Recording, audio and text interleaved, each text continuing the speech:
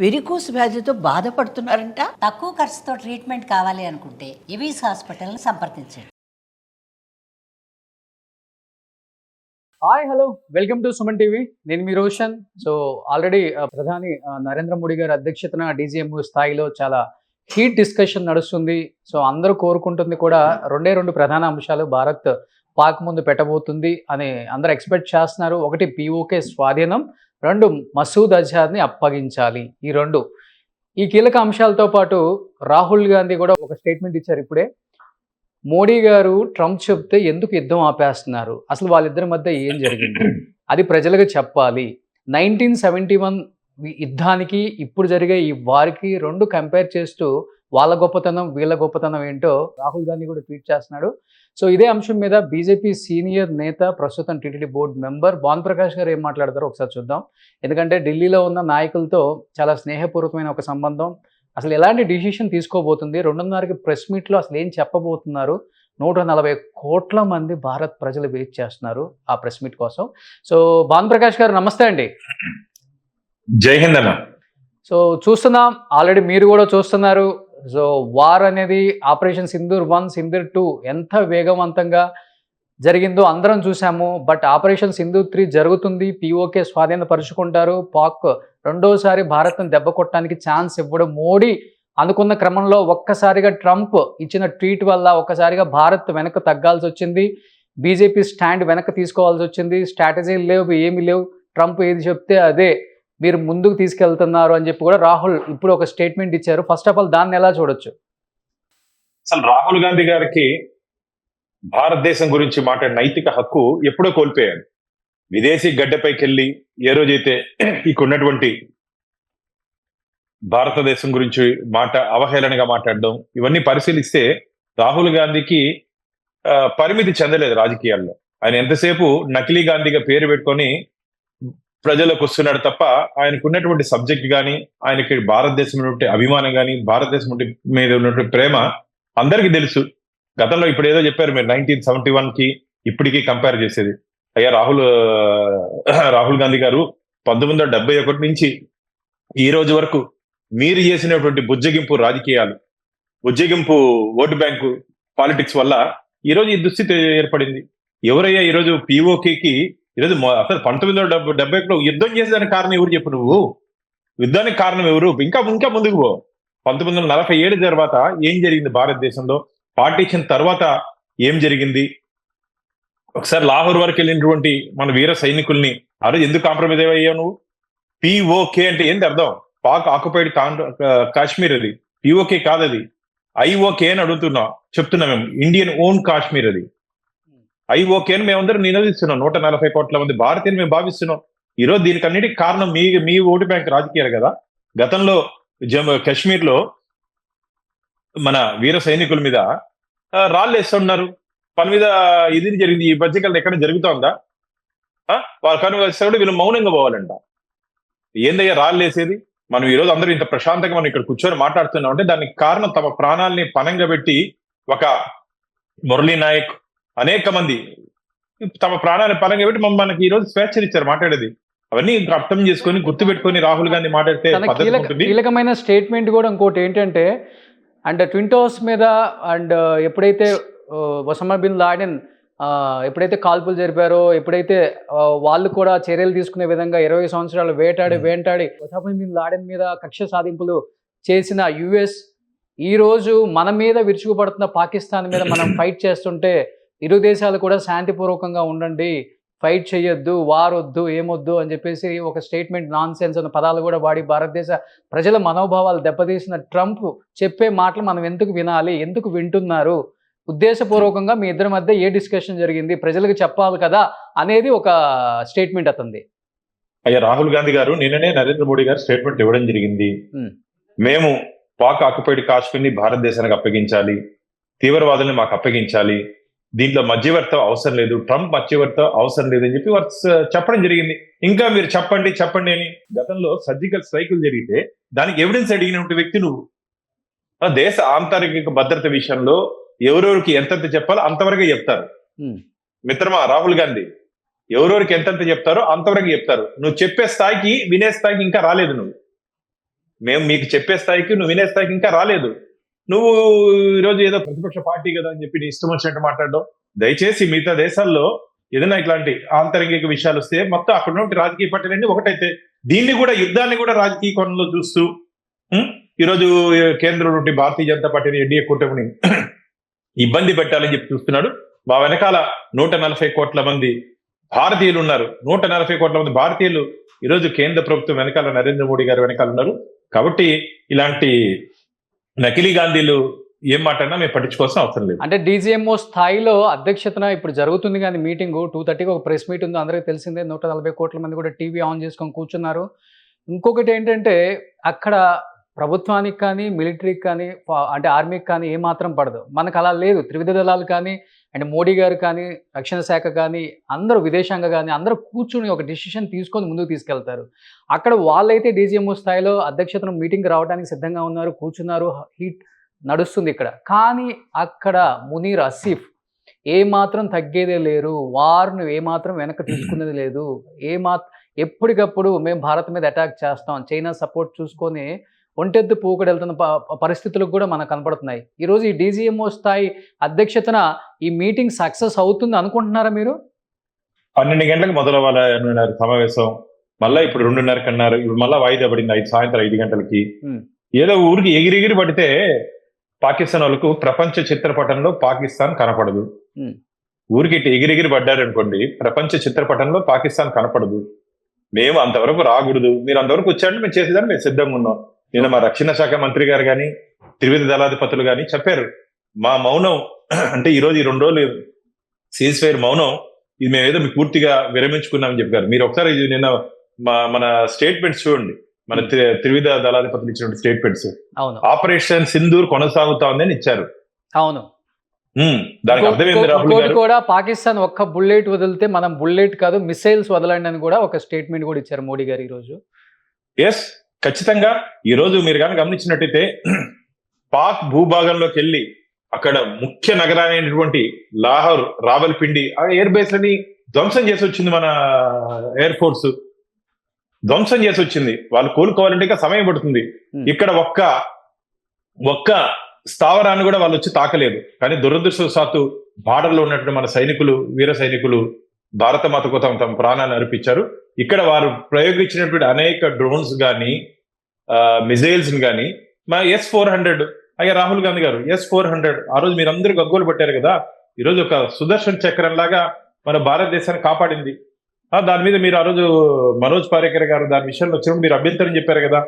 దేశ రక్షణ విషయంలో మేము ఎక్కడ రాజీకి పోవు. బీమారిగా ఓటు బ్యాంకు రాజకీయాలు, బోఫర్ కుంభకోణం, అసలు బోఫర్ యుద్ధ పరికరాల్లో కూడా కమిషన్ తీసుకున్నట్టు దాని ఏమంటారు ఫ్యామిలీ మీది, కుటుంబం మీది. మీరా ఈరోజు యుద్ధం గురించి, దేశం గురించి, దేశభక్తి గురించి మాట్లాడేది. అవినీతికి కేర్ ఆఫ్ అడ్రస్ మీరు. దేశభక్తిలో మమ్మల్ని శంకించే అవసరం లేదు. ఈరోజు 140 కోట్ల మంది భారతీయులు మా వెనక ఉన్నారు. నువ్వు ఏదో మాట్లాడాలా న్యూస్లో హెడ్లైన్స్ కి, టీవీలో ఫ్లాష్ బ్రేకింగ్ న్యూస్లకి మాట్లాడాలి తప్ప నీలో సత్తా లేదు రాహుల్ గాంధీ. నీ కథ అందరికీ తెలుసు. నీకు ఇంకో నిక్ నేమ్ కూడా ఉంది. ఎందుకు అది నేను మీ ద్వారా చెప్పించేది ఎందుకు? నా ద్వారా ప్రజలు నిన్ను రాహుల్ గాంధీ అని కాకుండా ఇంకో పేరుతో పిలుస్తున్నారు. ఆ పేరు ఎందుకు ఊరికే నేను చెప్పేది మంచిది కాదు. మేము మళ్ళీ ఆ పేరు కానీ చెప్తే. భానుగారు, ఇప్పుడు మీరు బీజేపీ సీనియర్ నేత, ఎంతోమంది కేంద్ర మంత్రులతో చాలా స్నేహపూర్వకమైన సంబంధాలు మీకు ఉన్నాయి కాబట్టి ఢిల్లీలో ఎలాంటి డిస్కషన్స్ జరుగుతున్నాయి, ఎలాంటి డిసిషన్స్ తీసుకోబోతున్నారు అనేది మీకు కొంచెం అవగాహన ఉండి ఉంటుంది కాబట్టి అడుగుతున్నాను. S-400 ఇప్పటికే S-400తో తిప్పికొడుతున్నాము, వాళ్ళు వచ్చే మిసైల్స్ కానీ డ్రోన్స్ కానీ తిప్పికొట్టే ప్రయత్నం సక్సెస్ అయిపోయింది. కానీ ఇప్పుడు ఆల్రెడీ రష్యా నుంచి S-500 మోడీ గారు రేపో ఎల్లుండో వచ్చే అవకాశం ఉంది, ఆల్రెడీ ఆర్డర్ ఇచ్చింది, వాళ్ళు పంపించే ప్రయత్నం అయితే చేస్తున్నారు అంటున్నారు. S-500 నిజంగానే వస్తే ఏం జరగబోతుంది? S-500 నిజంగానే కొనుగోలు చేశారా దాదాపు 10,000 కోట్లు పెట్టి? ఇప్పటికే భారతదేశం సొంతంగా తయారు చేసినటువంటి ఆకాష్ గాని, బ్రహ్మోస్ గాని ఇవన్నీ మన దగ్గర ఉన్నాయి. ఈ యుద్ధ పరికరాల విషయంలో ఇంకా అడ్వాన్స్ పోవాల్సిన అవసరం ఉంది. ఎందుకంటే ఇప్పుడంటే గతంలో గుర్రాల మీద, ఏనుగుల మీద పోయి యుద్ధాలు చేసుకునే వాళ్ళు. మన చరిత్రలో కానీ చూసుకుంటే గుర్రాల మీద, ఏనుగుల మీద ప్రత్యక్షంగా దూరి యుద్ధం చేసుకుని ఇదంతా ఎయిర్ స్పేస్ లో చేస్తున్నారు. మీరు మొన్న గమనించినట్టయితే మొత్తం పైనే ఆకాశంలోనే యుద్ధం జరిగింది. దాన్ని నివారించాలంటే ఇప్పుడున్నటువంటి లేటెస్ట్ ఎక్విప్మెంట్స్ తీసుకోవాల్సిన అవసరం ఉంది. కనిపిస్తున్నాయి విజువల్స్ లో కూడా S-500 ఎలా ఉంటుంది, S-500 మన దేశానికి రాబోతుంది, S-500 తో వాళ్ళని పూర్తిగా అంతం చేసే కానీ- విధంగా ఒక డిసిషన్ అయితే తీసుకుంటున్నారు. S-500 రాబోతుంది. S-500 మీకు విజువల్స్ లో కనబడుతుంది, ఒకసారి చూడొచ్చు. పూర్తిగా S-500 ఎలా ఉంటుంది, దాంతో ఎలాంటి బెస్ట్ టెక్నాలజీ ఏంటో అదంతా కూడా మీకు డీటెయిల్స్ లో కనబడుతుంది. నెక్స్ట్ కమింగ్ వీడియోలో కూడా మీకు కంప్లీట్ గా చెప్తాను నేను. అది రాబోతుందా అండి నిజంగానే? కానీ అది మనకు తెలియదు, అది ఆ విషయాలు అదే చెప్తున్నా కదా, దేశ ఆంతరంగిక విషయాలు, మిలిటరీకి సంబంధించిన కొన్ని విషయాలు ఎంతవరకు చెప్పాలో వారు కూడా అంతవరకే చెప్తారు. అది కూడా ప్రధానమంత్రి, రక్షణ మంత్రి, security, national security adviser Doval గారికి ఆ పరిధిలో చర్చలు జరిగితే ఆ పరిధిలో నిర్ణయాలు తీసుకుంటారన్న. దాని నిర్ణయం తీసుకున్న తర్వాత అఖిల పక్షంలో ఏదైతే చెప్పాలో అంతవరకు చెప్తారు. మొన్న కూడా మీరు వినుంటారు, రాజ్నాథ్ సింగ్ గారు మాట్లాడుతూ రాహుల్ గాంధీ గారికి సమాధానం కూడా చెప్పడం జరిగింది. ఎంతవరకు చెప్పాలా, ఏది చెప్పాలా అంతవరకే చెప్తారు. ఓకే, వారు ప్రధానమంత్రిగా వారు అమ్మగా వాళ్ళ నానమ్మ గారు ఉన్నప్పుడు కూడా, వాళ్ళ నాన్నగారు ఉన్నప్పుడు కూడా అందరిని పిలిచి వీధి పంచాయతీల మారిగా, చెట్టు కింద పంచాయతీల మారిగా మొత్తం చోలో చెప్పరు. రాహుల్ గాంధీ గారు చోలో చెప్పరు. మీరు కూడా ఒక రాజకీయాల్లో ఒక గల్లీ నుంచి ఢిల్లీ వరకు పరిపాలించే ఒక పార్టీ నుంచి ప్రాతినిధ్యం వహిస్తున్నారు. మీకు తెలియదు ఏం జరిగింది గతంలో? ఇదే చెట్టు కింద పంచాయతీలో ఏం జరిగిందో మీ అందరికి చెప్పేదానికి. కాబట్టి ఎంతవరకు చెప్పాలో అంతవరకు చెప్తుంది కేంద్ర ప్రభుత్వం. ఓకే, సో అందరు ఎక్స్పెక్ట్ చేస్తున్న విధంగా బీజేపీ కావచ్చు, మోడీ గారు కావచ్చు, తీసుకునే రెండు ప్రధానమైన కీలక ఇంపార్టెంట్ థింగ్స్ ఏంటి అంటే, ఈరోజు పిఓకేని స్వాధీనపరుచుకోవాలి, పిఓకేని మాకు అప్పగించాలి. సో భారత్లో భూభాగం అది కూడా అదొకటి, ఇంకొకటి మసూద్ అజర్ని మాకు అప్పగించాలి. ఈ రెండు కీలక అంశాలు ఈరోజు పాక్కి భారత్ అనేది ముందు పెట్టబోతుంది అనేది జరుగుతున్న ఒక డిస్కషన్. కాబట్టి ఈ రెండే జరుగుతాయని మీరు ఎక్స్పెక్ట్ చేస్తున్నారా? ఒకటి పిఓకే, రెండు మసూద్ అజర్. దీనికన్నా ఎక్కువ కూడా జరుగుతాయని ఆశిస్తున్నా. దీనికన్నా ఎక్కువ జరుగుతుందని ఆశిస్తున్నా. వారు ఒక్క బుల్లెట్, ఒక్క డ్రోన్ వదిలితే ఖచ్చితంగా ఈ నుంచి కొన్ని వందల వేల మిజైల్స్ పోయి కొట్టే పరిస్థితి ఉంది. మా సహనాన్ని పరీక్షించద్దండి. మొన్న పహల్గామ్ లో జరిగినటువంటి సంఘటన చాలా బాధాకరమైన సంఘటన. మతం పేరుతో మీరు విధ్వంసం చేశారు. మతం పేరుతో నువ్వు హిందువా, ముస్లిమా అని చెప్పి అడిగి చంపారు. అంటే దీనికి అర్థం ఏమిటంటే హిందుత్వం మీద దాడి కాదు ఇది. భారతదేశంతో పాటు హిందుత్వం మీద ఈరోజు పాకిస్తాన్ పెంచి పోషించినటువంటి ఉగ్రవాదులు ఈరోజు హిందుత్వం మీద, భారతదేశం మీద దాడి చేశారు. ఇది చూస్తూ ఊరుకుండే మీ హయాం కాదు రాహుల్ గాంధీ గారు. మీ హయాంలో జరిగినట్టు విధంగా ఇప్పుడు జరగదు. ఇప్పుడు పూర్తి స్వేచ్ఛనిచ్చాము. త్రివిధ దళాలకి, ఎయిర్ ఫోర్స్, నేవీ, మిలిటరీకి ఫ్రీ హ్యాండ్ ఇచ్చాం. వారు ఏ నిర్ణయంలో ఏం చేస్తారో వారు సమిష్టిగా నిర్ణయం తీసుకుంటారు. మీ మాదిరిగా రాళ్ళేసినా తిరిగి బుల్లెట్ పోకూడదు అని చెప్పి హుకుం జారీ చేసే ప్రభుత్వం మాది కాదు. సైనికుల మీద రాళ్ళేసినా వాళ్ళు ఏం అనకూడదు, వాళ్ళు ఏం చేయకూడదు అని చెప్పి ఉజ్జగింపు రాజకీయాలు చేసే పార్టీ మాది కాదు. ఈరోజు పూర్తి స్వేచ్ఛనిచ్చాము మిలిటరీకి. వారు ఏ నిర్ణయం తీసుకున్నా సరే దానికి కేంద్ర ప్రభుత్వం అన్ని విధాల సహాయ సహకారాలు అందించడానికి మేము సిద్ధంగా ఉన్నాం. భానుప్రకాష్ గారు, లాస్ట్ అండ్ ఫైనల్ గా, సో మేమందరం ఎలా ఎక్స్పెక్ట్ చేస్తున్నామో మీరు కూడా అలానే ఎక్స్పెక్ట్ చేస్తూ ఉండొచ్చు. లేకపోతే తట్టుకోలేక ఏం జరుగుతుందో, నిజంగా ఎలాంటి డిసిషన్స్ తీసుకోబోతున్నారో మీరు కూడా ఢిల్లీకి కాల్ చేసి ఉంటారు. సో ఈ రెండు ప్రధాన అంశాలు కాకుండా ఇంకేదైనా అంశాలు మీకు తెలిసింది లేకపోతే మీరు ఎక్స్పెక్ట్ చేస్తున్నట్టు ఏమని చెప్తారు లాస్ట్ అండ్ ఫైనల్ గా? ఇప్పటికే జరిగినటువంటి 4 రోజుల్లోనే పాకిస్తాన్ కి భారతదేశం సైన్యం సత్తా తెలిసింది. వారికి ఉన్నటువంటి JF-17 F-16 కానీ, JF-17 కానీ అనేక యుద్ధ విమానాల్ని మనం ధ్వంసం చేయడం జరిగింది. అలాగే వారి దేశంలో ఉన్నటువంటి నట్టింటికి నడి వీధిలోకి వెళ్ళి అక్కడ విధ్వంసం చేసి రావడం, వారు ఎయిర్ బేస్ ని ధ్వంసం చేసి రావడం జరిగింది. వారు ఇప్పటికే భయపడిపోయి భయంతో బిక్కుబిక్కుమంటూ ఈరోజు మన పాదాలపై వచ్చే పరిస్థితి ఉంది. మీరు అంటున్నారు ఇంతకుముందు వారు మిలిటరీ జనరల్ అనేది, అక్కడ అసలు పరిపాలన లేదు. మిలిటరీ జనరల్ అని చెప్పినట్టు ప్రైమ్ మినిస్టర్ వినరు, ప్రైమ్ మినిస్టర్ చెప్పింది ఆయన మిలిటరీ జనరల్ వినరు, అక్కడ చెప్పింది కోర్టులు వినవు. అక్కడంతా ఒక తీవ్రవాద పరిపాలన అంటారు. అసలు పాకిస్తాన్ లో అసలు పరిపాలన అనేది లేదు. కాబట్టి తినేదానికి తిండి లేకపోయినా సరే భారతదేశం మీద ఎగురుతున్నారు. మళ్ళీ చెప్తున్నా, ఇదే వారికి చివరి అవకాశం. ఈ రోజు మనం చెప్పిన అంశాలకి వాళ్ళు ఒప్పుకోకపోతే ఈ రాత్రికి ఆపరేషన్ సింధూర్ 3 పిఓకేలోకి మన మిలిటరీ ప్రవేశం అయ్యే అవకాశాలు ఉన్నాయి. ప్రవేశం డెఫినెట్గా అవుతుంది, ఎంటర్ అవుతుంది. ఎంటర్ అయ్యి దౌర్జన్యంగా మన దాన్ని వాళ్ళు ఎలా అయితే స్వాధీనపరుచుకున్నారో 1947లో అదే విధంగా దర్జాగా ప్రవేశించి మరీ మన వాళ్ళు స్వాధీనపరచుకోవడానికి సిద్ధంగా ఉంది. మన ఆర్మీ అంతా సిద్ధంగా ఉంది, అంత కట్టుదిడ్డంగా రెడీ చేసి పెట్టారు పీఓకేలోకి ఎంటర్ అవడానికి ఈరోజు నైట్కి అనే మాట వినిపిస్తుంది. సో ఇదే జరిగితే రేపొద్దున అందరూ కూడా హ్యాపీ దీపావళి అనమాట. వాళ్ళకి డైలీ దీపావళి చూపిస్తున్నాం, మనం నిజంగానే హ్యాపీ దీపావళి చేసుకోవచ్చు అనుకుంటా.